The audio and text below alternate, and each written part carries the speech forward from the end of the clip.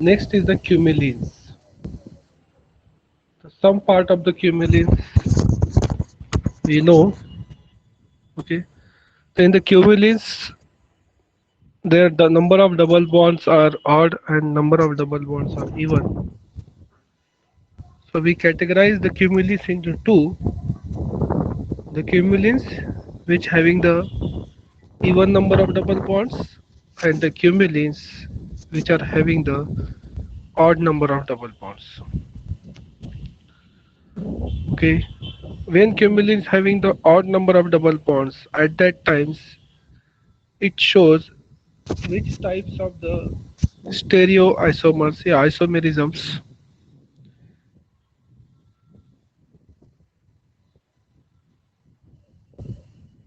अगर जो cumulenes odd number of double bond show करती है तो उस टाइम में उसका जो है क्या होता है, कौन सा आइसोमेरिज्म शो ज्योमेट्रिकल करती है? आइसोमर। हाँ, तो उस टाइम में वो ज्योमेट्रिकल आइसोमेरिज्म शो करती है। ज्योमेट्रिकल आइसोमेरिज्म में क्या आता है, सीस और ट्रांस टाइप्स ऑफ आइसोमेरिज्म। सीस यानी वन साइड रहेंगे, ट्रांस यानी अपोजिट, सीस टाइस। ज्योमेट्रिकल आइसोमेरिज्म में इस टाइप के आते हैं, सीस ट्रांस ई जेड भी आता है उसमें। लेकिन जब वो even number of double bond show करती है जैसा कि 2 4 6 8 10, तो उस टाइम में वो ऑप्टिकल आइसोमेरिज्म शो करती है। Optical means R S configuration, dextro rotatory levo rotatory types of isomerisms, ये जो है उसमें आता है। तो ये सिंपली हम पहचान सकते हैं, ये कुछ ना डिफिकल्ट नहीं है। नंबर ऑफ डबल बॉन्ड से भी आप इसको आइडेंटिफाई करते हैं। उसके बाद नेक्स्ट पार्ट हमने देखा था कि इसका 3D ओरिएंटेशन कैसा होता है स्पेस के अंदर, कि जो एडजेसेंट डबल बॉन्ड्स होते हैं वो एक दूसरे के कैसे होते हैं, परपेंडिकुलर टाइप्स होते हैं, दोनों के बीच में 90 का एंगल होता है। ओके, कि हमने एक एग्जांपल पे देखा था कि इसका ये एग्जांपल देखा था कि बॉन्ड्स जैसा कि अब ये एक है, देखिए यहाँ पर फॉर एग्जांपल ये एग्जांपल है यहाँ पर।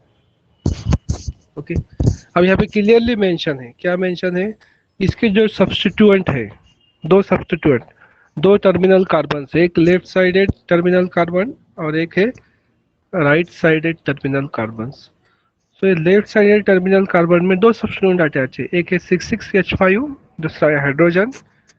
और राइट साइड टर्मिनल कार्बन पे दो सब्स्टिट्यूएंट अटैच है, एक हाइड्रोजन आइटम है, दूसरा C6H5 ग्रुप अटैच है। तो यहाँ पर तो क्लियरली मेंशन है स्टीरियोकेमिस्ट्री, कैसा मेंशन है यहाँ पे, एक डार्क वेजेस से बताया गया है और एक जो है रेयर वेजेस से, डैश वेजेस से बताया गया। ओके, तो ऐसा ही बताया जाता है स्टेरियोकेमिस्ट्री के अंदर। इसका मीनिंग क्या होता है कि C6CH5 और H जो लेफ्ट साइड के है, वो अगर जो प्लेन में है, प्लेन में, तो इधर के जो राइट साइड के टर्मिनल कार्बन के जो हाइड्रोजन C6H5 है आउट ऑफ प्लेन है, आउट ऑफ प्लेन है। ओके, यानी एक दूसरे को अपोजिट है। तो वो मेंशन करने के लिए यहाँ पे वेजेस फॉर्म यूज करते हैं। फॉर एग्जाम्पल कभी वेजेस फॉर्म नहीं यूज किया तो भी आप गेस कर सकते हैं।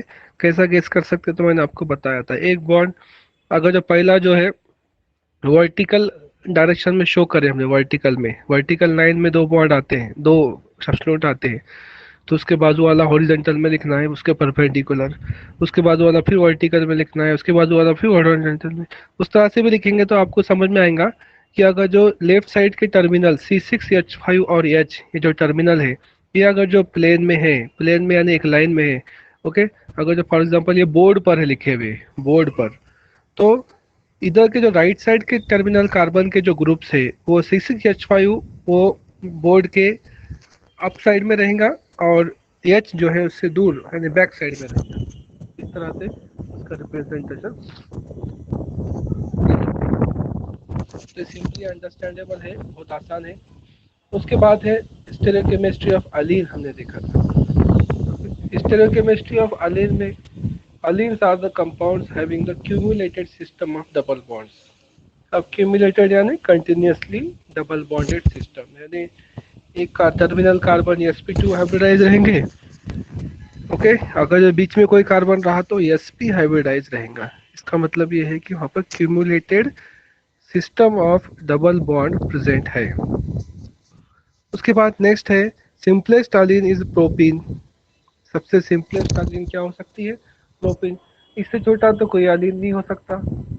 ओके, तो उससे छोटा रहेगा तो फिर उसमें क्या हम बता नहीं सकते सारी चीजें। तो simplest allene is the propene. Okay, उसके बाद allene with unsymmetrical substitution. Allenes with unsymmetrical substitution. अब यहाँ पे देखिए ये बहुत इंपॉर्टेंट वर्ड है, अनसिमेट्रिकल सब्स्टिट्यूशन। अभी सब्स्टिट्यूशन तो आपको पता है, सब्स्टिट्यूशन किसको बोलेंगे?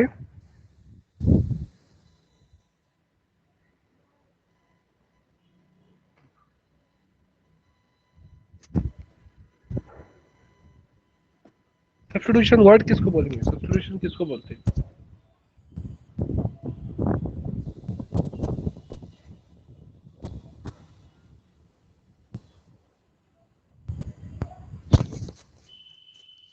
मेरी आवाज आ रही है ना? ठीक है, चलिए आप सब्स्टिट्यूशन अब हमने देखा है ना इससे पहले, nucleophilic substitution, electrophilic substitution. Substitution means कोई ग्रुप को अटैच रिमूव करके उसके जगह पे दूसरा ग्रुप लगा देना, दैट इज सब्स्टिट्यूशन, सब्स्टिट्यूट करना। अब यहाँ पे देखिए ग्रुप है, फॉर एग्जांपल ये है, यहाँ पे सब्स्टिट्यूशन कहाँ पे करेंगे? टर्मिनल कार्बन पर। Terminal carbon left side, terminal carbon right side, बाकी कोई भी कार्बन पे आपको कुछ भी नहीं मिलेगा, क्यों? तो उसको जो है डबल बॉन्डेड सिस्टम होने की वजह से वहाँ पे कोई भी ग्रुप अटैच नहीं है। तो ग्रुप अटैच कौन से है? सिर्फ टर्मिनल पर।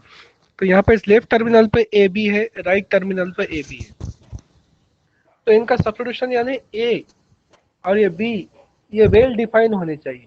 अब वेल डिफाइन यानी कैसे? कि ऐसे होने चाहिए कि इसके अंदर कोई भी एंगल ऑफ सिमेट्री, कोई भी एलिमेंट ऑफ सिमेट्री लगाने के बाद उसमें जो है आपको जो है सिमेट्री नहीं मिलनी चाहिए उस तरह से। ओके, अब सब्स्टिट्यूशन प्रॉपर, अगर जो चार ग्रुप है, चारों ग्रुप भी फोर डिफरेंट है,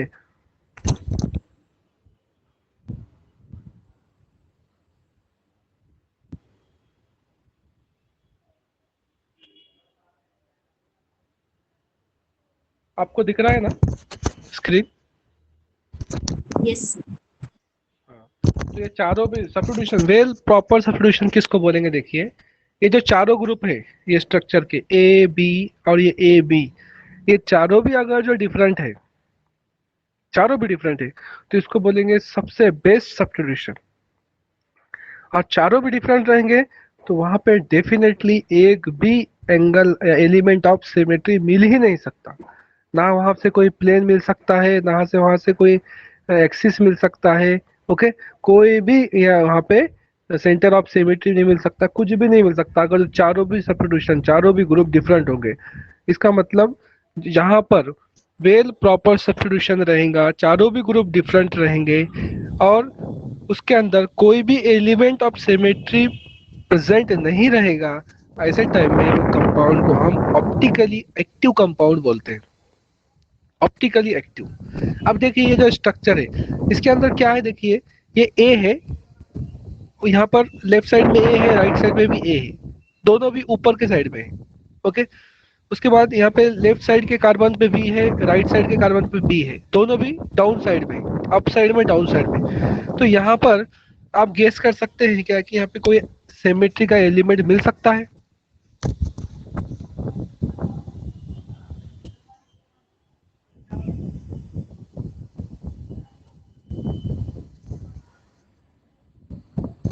गेस कर सकते हैं आप कि इसमें कोई एलिमेंट ऑफ सिमेट्री है, कोई भी तीनों में से? अच्छा, वन बाय वन जाते हैं हम, चलिए। इसके अंदर प्लेन ऑफ सिमेट्री दिखता है क्या आपको?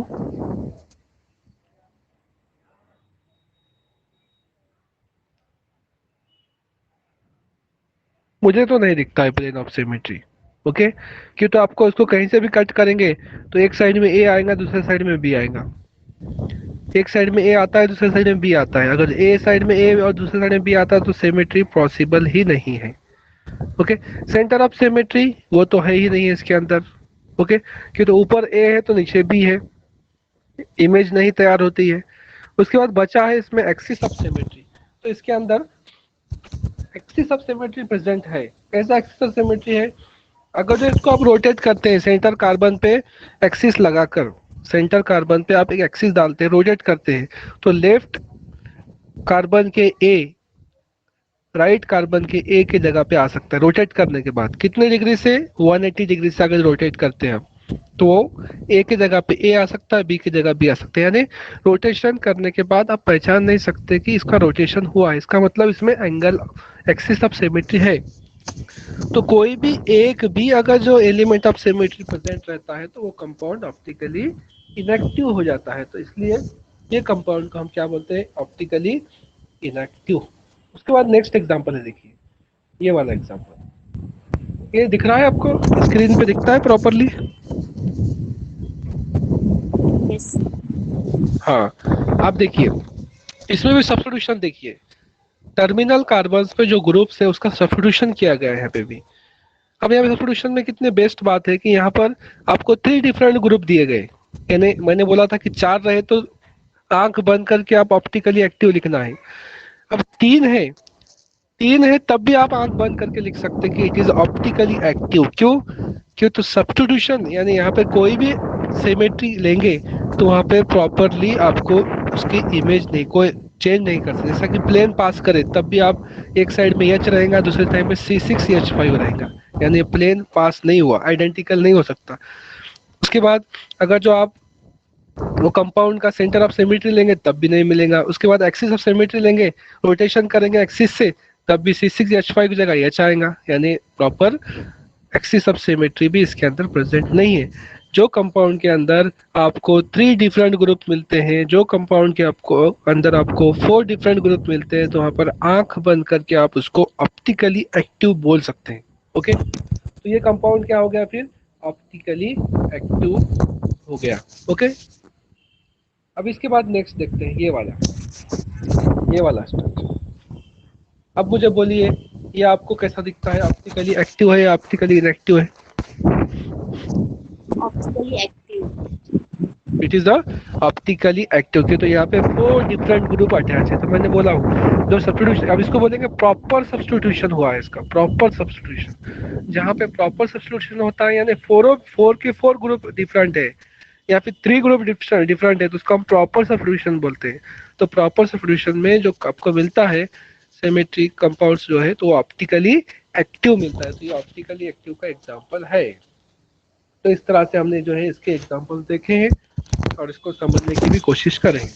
ओके, अब उसके बाद नेक्स्ट पॉइंट है, in allenes 2 and carbon atoms are sp2 hybridized and the central carbon is sp hybridized. ये पॉइंट हमने देखा है।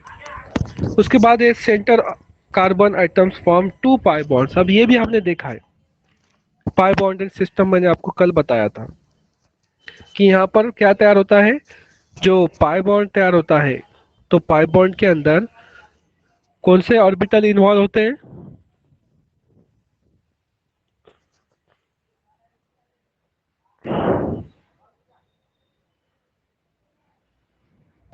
p ऑर्बिटल पी इन्वॉल्व होते हैं। ऑर्बिटल। हाँ, p ऑर्बिटल इन्वॉल्व होते हैं, p ऑर्बिटल्स। तो ये पाई बॉन्ड का जो है p ऑर्बिटल इन्वॉल्व होते हैं। तो p ऑर्बिटल 3 डिफरेंट टाइप के होते हैं, px, py, pz। तीनों डिफरेंट एक्सिस पे एग्जिस्ट करते हैं।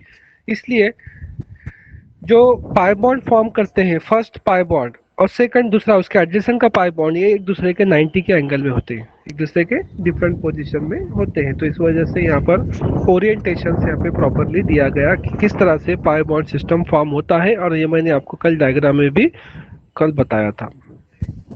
उसके बाद हमारा नेक्स्ट पॉइंट है स्टेरियोकेमिस्ट्री ऑफ बायफिनिल कंपाउंड। ओके, अब बायफिनिल कंपाउंड किसको बोलेंगे?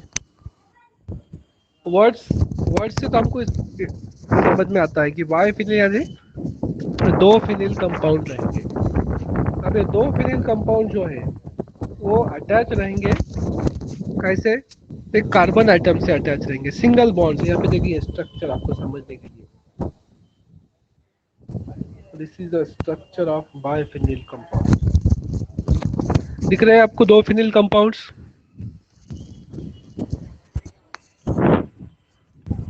अब देखिए, हाँ अब देखिए यहाँ पर एक लेफ्ट साइड में एक फिनिल कंपाउंड है, एक राइट साइड में फिनिल कंपाउंड है, और दोनों जो अटैच है वो सिंगल एक बॉन्ड से अटैच है, दोनों के बीच में एक सिंगल बॉन्ड है।